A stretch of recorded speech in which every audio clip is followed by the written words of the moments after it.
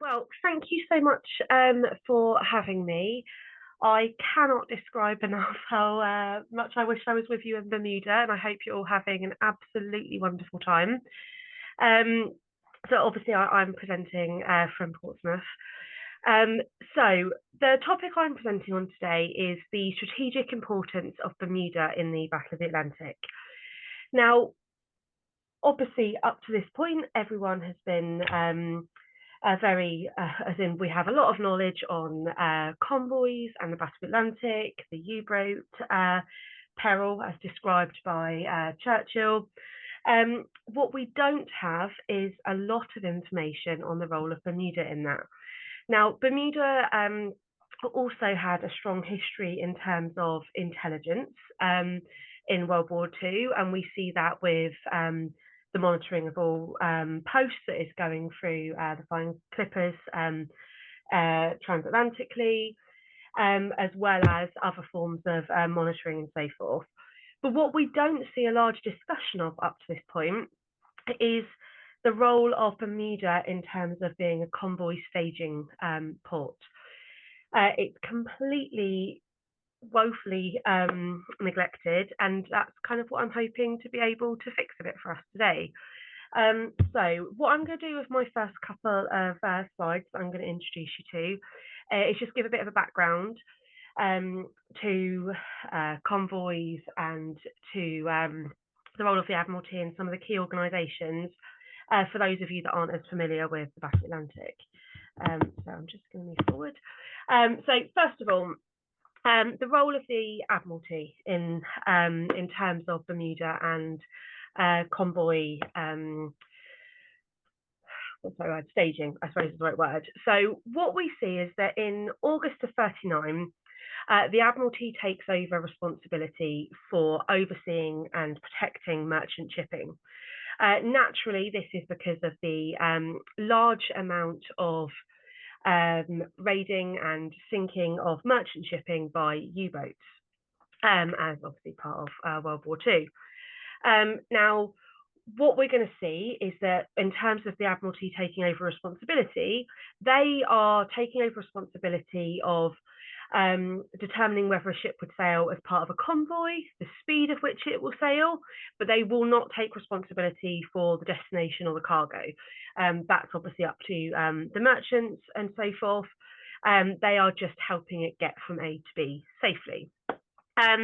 We will see in May of 41 that this will be extended to include neutral and allied vessels. The image you can see on your screen is one that I took recently. It's taken just from Horse Guards Parade in London. Obviously, you have the Admiralty building just to the right, but this is the Citadel, which was created, and this is where we would have had the Admiralty housed, far more well protected in the Second World War, where a lot of these decisions would have been made. So obviously, might seem like a bit more of an obvious statement, but what is a convoy? So a convoy is defined as one or more merchant ships that is escorted by one or more naval vessels. And this is how the Admiralty would have understood the term to mean in the Second World War. Now, we have actually had examples of convoys used since Napoleonic times.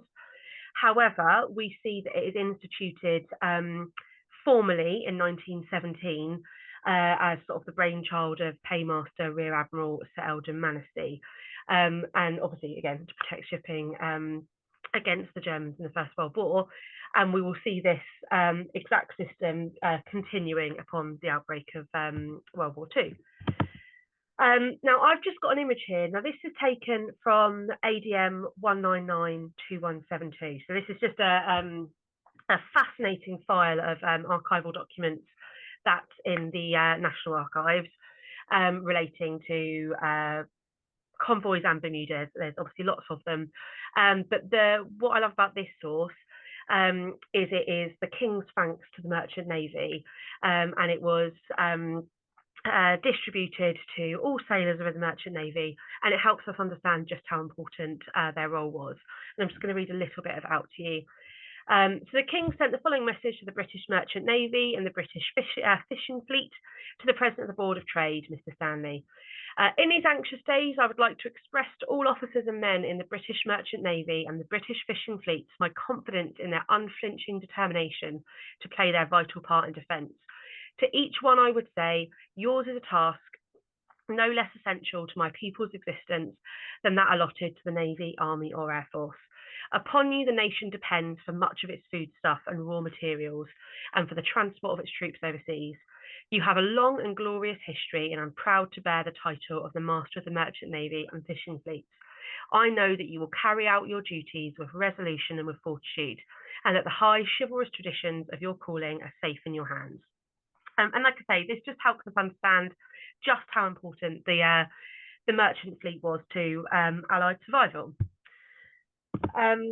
So one of the key organisations that we have at this time is the Trade Division. Now, this is a subsection of the Admiralty, working from Whitehall and from the Citadel, as I showed in the image earlier. So this was reconstituted in May 39, because obviously it existed in the First World War as well. And they have a few key responsibilities. So first of all, overseeing the movement of all merchant ships and convoys. Second, ensuring the protection of those vessels through the installation of defensive, I actually can't see my screen there because of, armaments. And the assignment of trained personnel, so drawn from the Navy or Army resources, and the training of merchant Navy personnel for defensive roles, organising and managing the Naval Control Service, which will be my next slide, including the allocation and deployment of civilian manned rescue tugs, maintaining close coordination with the other Admiralty departments, particularly the Operations Intelligence Centre, Ministry of War Transport, and broader civilian shipping interests. And this initially comprised of 10 staff members. The Trade Division expanded significantly, and we have a 300-strong team by 42, which in itself is incredibly useful for us to understand the scale of the tasks that they had and how quickly this scales up as the war continues. So the other organisation we have at this time is the Naval Control of Shipping. So the difference between the two organisations is the Trade Division is basically the sort of strategic wing that looks at the bigger picture, the planning in terms of like coordination of global shipping, basically, and protection. The Naval Control of Shipping is the on-the-ground implementation. These are the people that are working at a port and ship level rather than a sort of strategic, more theoretical level. And yeah, they are responsible for implementing the VESCA system, so short for the visual examination of sorting convoy arrivals. And the whole point behind this is to streamline port operations and priority cargo. So naturally, this is about keeping merchant sailors safe, but as well as keeping the country safe by trying to work out what cargoes should be prioritised, what people are in desperate need of, you know, and making sure those things are protected, such as ensuring that you have maybe a higher ratio of naval vessels supporting tankers in a convoy, for example. Now, obviously, we see the role of Bermuda take centre stage in the when we have the destroyer for bases deal. Now, this is a fascinating way of the US being able to give Allied support before they officially entered the Second World War after the bombing of Pearl Harbor. So yes, US strategists in World War II saw islands as vital for projecting sea power and defending ocean regions. This deal basically manages to exchange 50 older destroyers, which are then given to the British in exchange for 99-year leases on certain bases, and obviously Bermuda being a key example here. So the islands, the islands serve as both inputs, so location of bases, as well as tools of influence in order to expand their sphere of influence at this point. And the image we have on the screen is HMS Burden. This is one of the destroyers that was given and obviously renamed when it joined the British Royal Navy. And this is when we're going to start to see a presence on Bermuda, and Bermuda starting to take a bit more of a centre stage when we're considering the North Atlantic.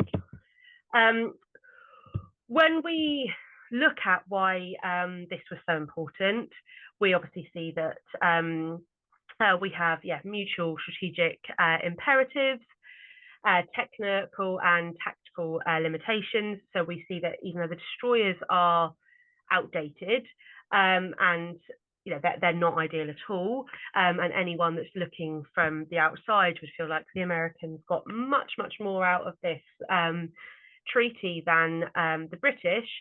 Actually, it was a really important deal because it helped keep us in the war for longer, until we actually do see the arrival officially of the Americans. And it's also quite sort of symbolic because we're seeing that they are able to support us in a way that doesn't break neutrality, I suppose. So we obviously see geopolitical context and hegemonic transition in terms of, we see that this deal reflects the declining capacity of British imperial control. We are seeing that we're needing to ask for help, I suppose, is why this is important, and then needing to lean on America at this point. I think I'm going to move forward. And actually, sorry, the image you'll see on the screen here is HMS Beverly. This is another one alongside Verdun that is one of the destroyers given as part of this deal. Like I say, incredibly important, and it's when we'll start to see the Americans creating this base of incredible significance, which obviously just creates more of a presence at this point on Bermuda, which could then facilitate the transition to being a convoy staging port. So when we consider why Bermuda, it's actually sort of where the premise behind this research comes from, because no matter where you look in the secondary literature, no one's asking or answering that question. So we know from some of the primary source material within the archives that questions are being made, that they realise they need more ports available in order to stage and organise convoys, and obviously different locations and so forth. But we don't see those discussions in relation to Bermuda, so we really struggle to find direct rationale.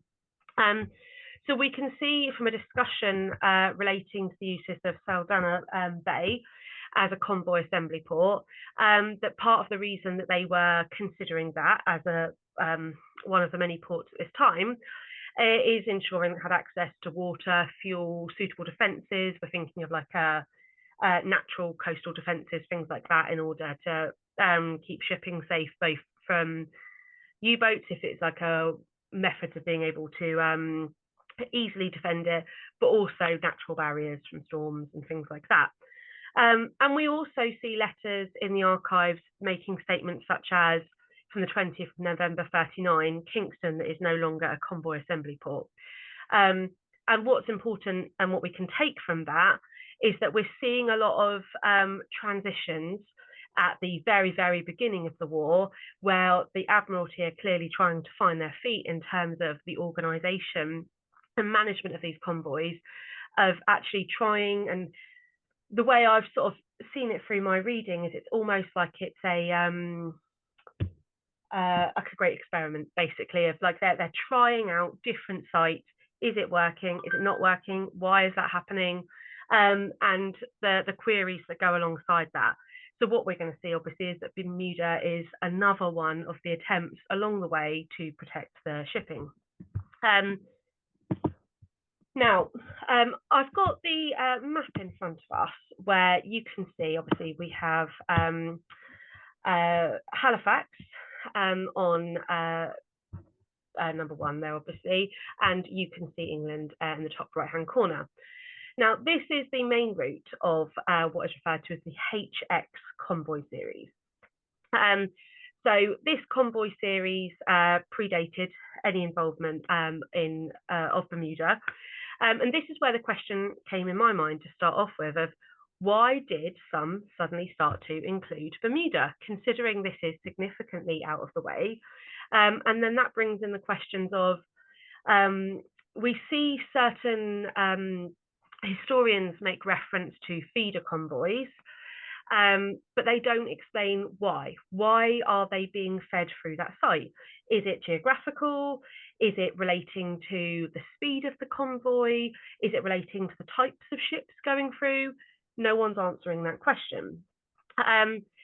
Now, what we see is, like I say, we have a certain amount of HX convoys. So our Halifax to UK, and later on it actually goes, the HX convoys also start from New York at times as well, is they will create, when we see the change and including of the including of Bermuda, which we will then have a new naming system of the BHX convoys. They will meet in a rendezvous roughly in the middle of the 1 and 2 points on the screen there. Now, this is it's a little bit complicated in terms of the naming system, in that the HX convoys still exist, but what we see is like a BHX convoy it's got a separate name, but it's still part of the exact same convoy. And then what we see is that once they meet at the rendezvous point, we only then refer to it in the paperwork as a HX convoy, because it's like the BHX bit is that separate section until they meet in the middle. Now, if I just move to my next screen, is we can see from some of the examples of shipping that some of the ships have come through the Caribbean. Therefore, this is a rationale for the reason that some are being going through the designate of the BHX. However, we do also see other examples, such as a large amount of oil tankers going through, at which point we could question, and this isn't actually answered in the archives, this has to remain a theoretical point of, are they keeping a certain amount of oil tankers on that slightly different route in order to keep them together and protected as a focus? We don't, like I say, we don't know, because not only are historians not talking about it, but it's actually, there are a few large dossiers of sources relating to the BHX convoys, which is accessible at Kew in the National Archives. And they're really, really detailed in terms of, we have a full report on each of the convoys, both in terms of the planning stage, as well as a report in the aftermath of any losses or any issues in terms of storms, steering, stragglers, that kind of thing. But at no point do they describe why those ships have come together at that point.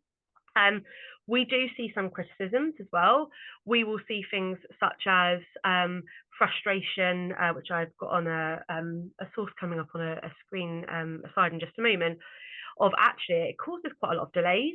We have a lot of timing issues, such as a time set that you meet at the rendezvous point, and occasionally you'll have the BHX counterpart there 24 hours early, at which point they've then got to sit like literal sitting ducks in the middle of the sea waiting for the HX counterpart to meet them, and vice versa. We see that the other way as well, because I was thinking, okay, does it start, but actually maybe it's slower, because we do see some naming systems where you have SHX for the faster versions or the slower versions, but that does not appear to be the case at all. We see a whole range of speeds.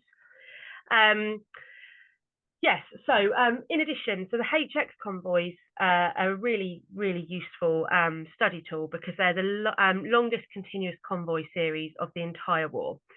So we see our first one, HX1, start on the 16th of September 39, the last one, HX358, on the 23rd of May 45, like I say, with HXF being our faster variations.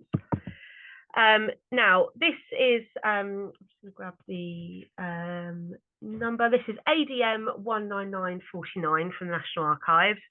And this is an example of what we're talking about in terms of the reports we see within the file for each of the convoys is we see discussion relating to visibility, to rendezvous point, to timings, to instructions, to telegrams sent out. But like I say, at no point do we see discussion relating to rationale for the convoy. We also see examples within the same collection of sources of the ships that take part in the convoy. But again, we see such a variation, but we do see a higher level of tankers within these, which is, like I say, an important point to take from this.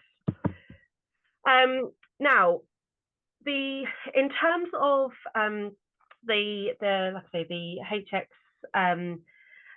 versions, what we will see is in terms of the Bermuda counterparts, because obviously some did not include Bermuda before and after, it is the HX41 to HX137, which are the roll of convoys that will include a Bermuda counterpart. Now, this goes from the 8th of May 1940 to 6th of July 1941. Now, we can see that this was actually a concerted decision.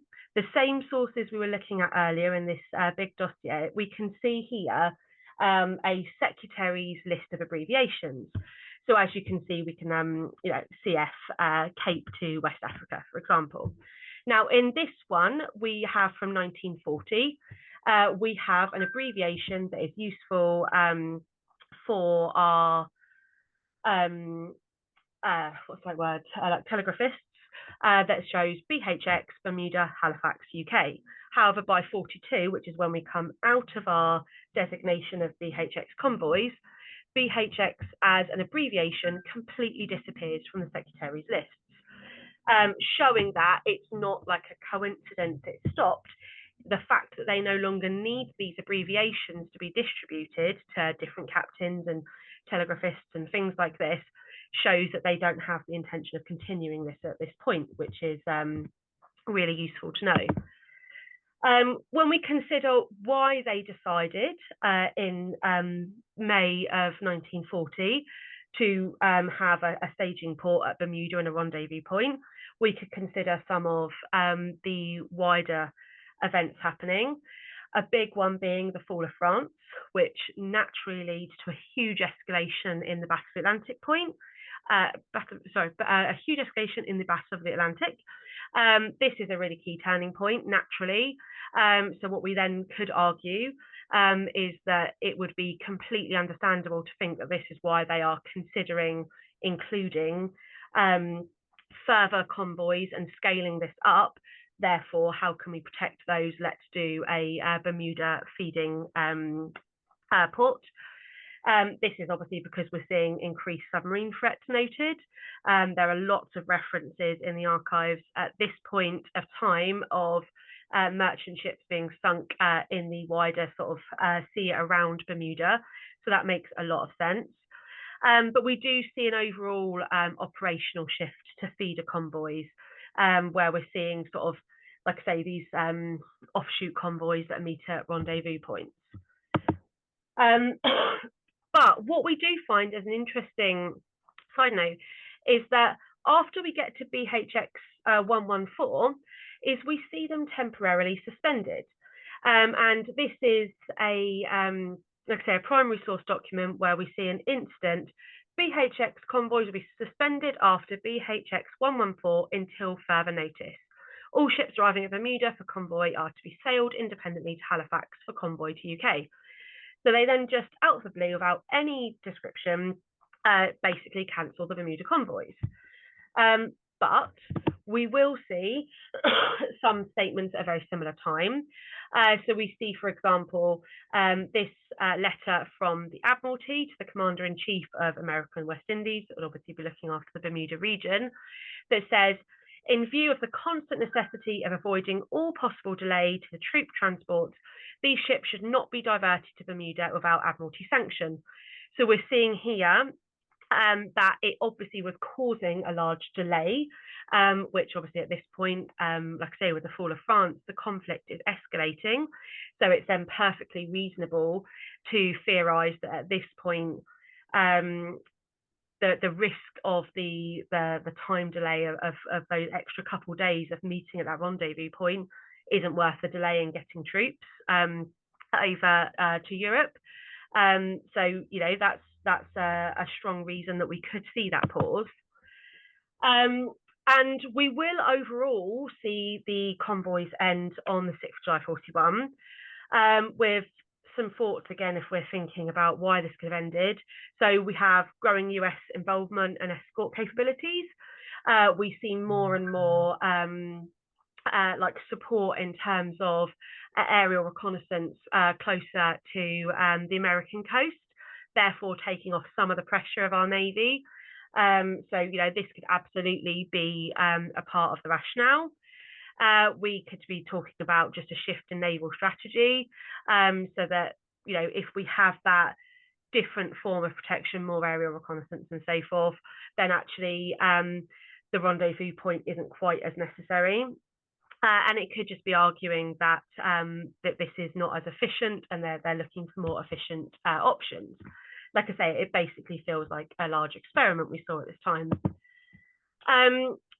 But like I say, what we do see is that, as we saw on that source just a moment ago, BHX 114 to 127 is a break in the entire series. So not only do we see it completely stop in 41, which will actually be in the July of 41, what we also see is this mini pause. So they obviously decide, yeah, this isn't working. And we see a really useful document in the archives that describes a request from the Admiralty to reintroduce the Bermuda convoy after that pause, which obviously we know is successful because we will have a short break between a short reintroduction between BHX 127 up to the 140s. And a part of the reason they say that it was abandoned, we've got a quote here, is that the Bermuda convoy was originally abandoned on account of radioactivity. So basically, actually, that small meeting up until the rendezvous point was just incredibly dangerous. We had a large amount of shipping losses, and they just decided that this wasn't that safe. However, we do see the statements that we really need to see protection of tankers at this point. So they try again, and we have this next sort of 2 to 3 month period where we see another roughly 30 convoys sail, but then it will be cancelled overall, and we will see the complete end of the Bermuda staging convoys for the rest of World War II. And like I say, this is what's really interesting about this is there is just a complete lack of discussion about this in the secondary literature. There's really useful historians, like a piece of work, The War at Sea, is like a 3-volume piece by Captain Roskill, that talks about things such as feeder convoys. And, I've got a quote here, but at no point in this work does he describe why we have that big pause and why it ends overall. It does seem to be, like I say, a thing that's quite neglected in the literature, which, we have managed through some primary archival research to be able to ascertain exactly where that pause is. We've been able to work out that they are streamlining, that they are fearful of the delays caused and the impact of the taking too long to get soldiers and troops over to Europe. We are seeing that references to precious cargo and the inefficiencies in the Bermuda staging port.